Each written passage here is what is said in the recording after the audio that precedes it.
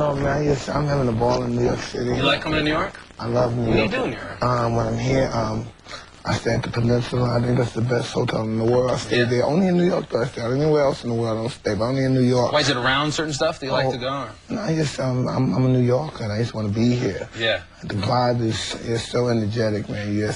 Every time you turn your head, you get whiplash because everybody's beautiful. Yeah, they are. Yeah.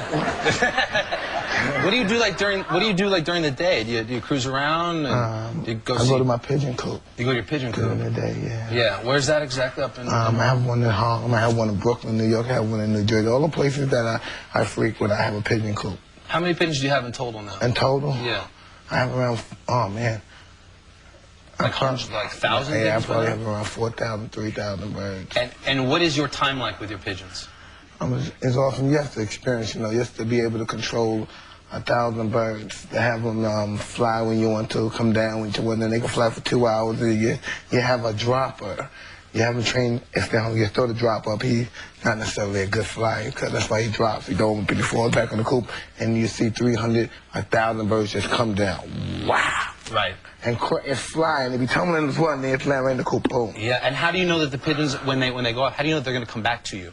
Well, in the beginning, there's always a chance. You go through the proverbial feeding them, putting them in a cage, and just... they know that that's home, then they come back to them. You like to hope that they figure that out. Not all the birds figure that out, that we love them and we don't want them to leave. We're going to give them everything we can. We're going to kill somebody if they threaten them. Yeah. But they say, we don't want to be here. We miss our girlfriend. Yeah. And they leave. And sometimes I was taught by older Puerto Rican men, don't get attached to these, bro. I was a little baby, so don't get attached to these. This will ruin your life if you get too attached.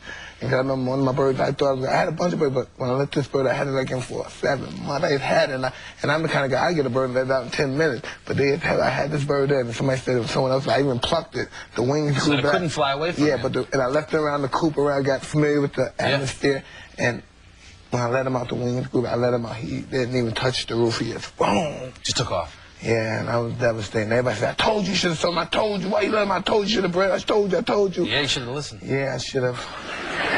I should have. You know, I have to tell you, the very first time I met Mike Tyson, you'll never remember this, back in '98 at the MTV Video Music Awards. They had a party right over here at Bryant Park.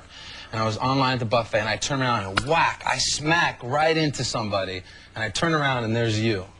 And I'm thinking at this moment in time, I'm a big fan, I've never met you, and I want to say something to you that not everybody says. I have this way when I'm in a strip club, too. I want to make an impression, I want to say something that everybody else doesn't say. And I'm racking my brain, what can I say that no one has said to Mike? And I put my hand on your enormous bicep, and I said, hey, champ. Now, where are we at? Is that the stupidest thing? No, we were right here in New York. Now, listen. I'm an idiot. If I was in Los Angeles, by Hollywood and Vine, I might have given you a knuckle sandwich. Yeah. Right. Since we're in New York. But people are probably very intimidated to come up to you. When people meet you in public, what is their perception? Are they timid to come up to you? Depends on who meets me. What if it's just somebody when you're at a restaurant and they want to come up and maybe get an autograph or say hi or something? Yeah, they come in volumes. When they come in, sometimes massive people. I enjoy it sometimes. Sometimes if I see a young lady I may like, I say, wow, I may get some attention. Oh, yeah, come on, I'm a nice guy. Wow, he's a nice guy. He really likes his fans. Then they go up there, bang, I got him. Yeah, that's it. You gotta use it for you gotta use it for the advantages sometimes. Not everybody is everybody has the great rap verb ability, the ability to talk people into their arms. I'm not one of those persons. No. Do you get shy if an attractive woman comes up to you? If she's aggressive, yeah. What do? You send her back down? What if you think she's very attractive and you like to get to know her? Oh no, I've done a lot of things in different situations. Yeah. What's like the craziest thing you ever did? I don't know. I don't know which one. All right, let's move on. I heard a rumor that you were actually thinking about getting the tattoo removed. Is that true? No, that's not a rumor. I have to finish it, not even finish it. You're gonna finish it? Yeah, I have to finish it. The artist is just, if it's not finished, he called me and said, when will we get it finished? I hate seeing it. You don't tell me it's not even done. Everybody like it. It's nothing. They don't know. I said, I'm gonna get it. Chill out, brother. Why do people give you a hard time about that? It's cool. It's just a tattoo. No, but it's their art. Right. Just like, I may say something, I want to fight that guy now. Get the guy. Why can't we get that guy? You know, but the artist is not just a tattoo. He will be assaulted if you say, that's just a tattoo. No, I mean, people in the public, they freaked out when you got it. Because, they're, not to be violent towards anyone, but they're somewhat a little ignorant. I don't mean that. So the people are ignorant. They, I don't know, they see a tattoo on somebody's face. They say, why your face? Right. I don't know. It's not my face anyway. You know, it all belongs to God. So, you know, it really doesn't belong to me, so I do it anyway. So Fair I know enough. that's probably even worse, doing it to somebody else's. All right, let's talk boxing for a second. Because so many of us have seen you just destroy people in the ring. Who's hit you the hardest? Oh, man. Shoot, I've been hit hard a lot of times. Can you think of somebody No, that... listen, right? It's really not necessarily the hardest. I fought harder punches than Evander Holyfield, right?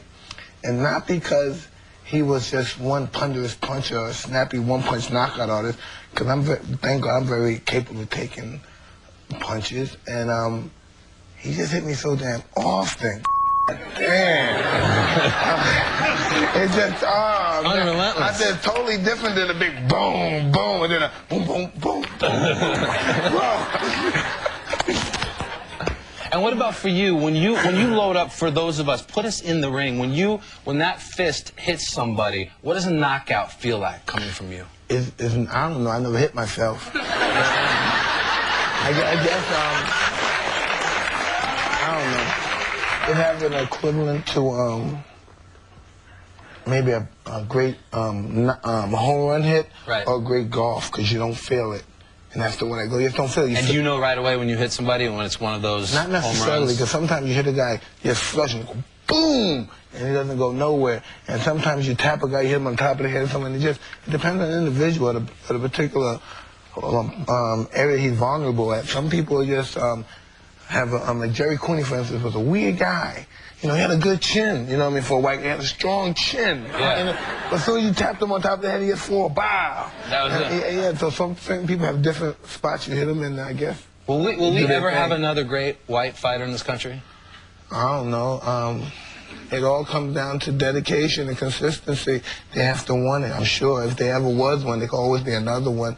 It's all about the one. Listen, the Jewish guys don't have to fight no more. Most of the Irish guys, they like to fight, but they don't have to fight no more. Right. You know, that's just not the circumstances. Now, the Latino fighters are astonishing. You know what I mean? Now you're at the age, it's almost like when Sugar Ray Leonard was fighting, when they took over the spotlight with him, Duran, and Benitez, and Pepino Cuevas, and those, and Tommy Hearns, they took over the spotlight for 5. And these are heavyweights. For like 7 years, these guys took the spotlight. No heavyweight was even mentioned until Ali came out of retirement in 1980 to fight Larry Holmes, but nothing of any substance. Those guys, man, they were everybody heroes. Even if I didn't like them, I've always bet against them when I was a kid. You know, your little money you have for you get your milk and stuff at school. Come on, I'll bet you that. I'm gonna bet you you're gonna beat his ass, right?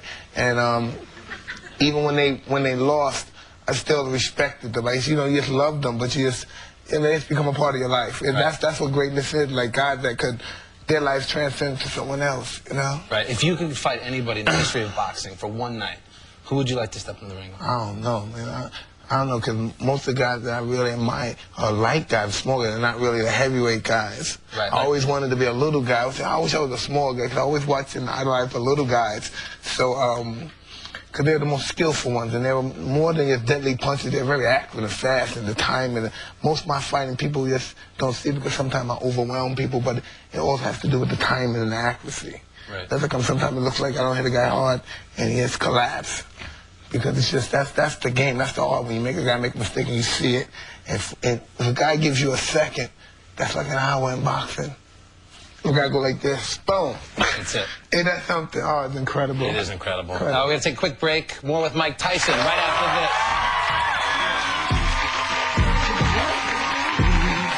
Yeah. Oh, yo, keep your bread up.